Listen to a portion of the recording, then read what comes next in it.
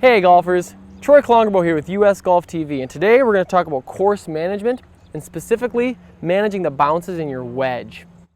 Now if you don't know what the bounce is, it's essentially this back edge, this back phalange you'll notice on the back of your club, and the measurement is the measure between the sole of the golf club and the leading edge and the ground and how they relate when the club is held in a vertical position.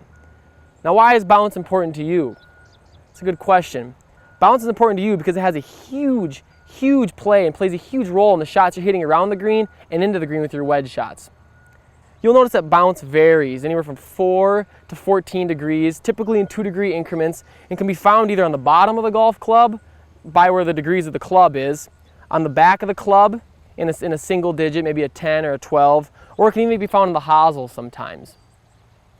Now the more bounce you have, it means it's going to be holding that leading edge further off the ground at impact. So if you're playing in softer conditions or longer grass, or maybe your fairways are a little bit longer, you're going to want that more bounced to help you from chunking the ball and really reduce your margin for error. On the other side, when you have a low degree bounce club, you're going to be using that off hard pans. Maybe when you're playing off of a tight fairway or a really firm condition, like what the Tour Pros play on at the US Open, a lot of those guys will have a wedge around 4 degrees or even less, so they can really hit those nip shots. Now if you play a high bounce golf club, that means it's going to be really hard for you to nip that shot because that bounce is there to help you in softer conditions, which also means it's going to make those shots off the hard pan a little bit harder for you to hit. So be sure to ask your Tour Pro or your PGA professional at your golf course, what bounce is going to be good for you?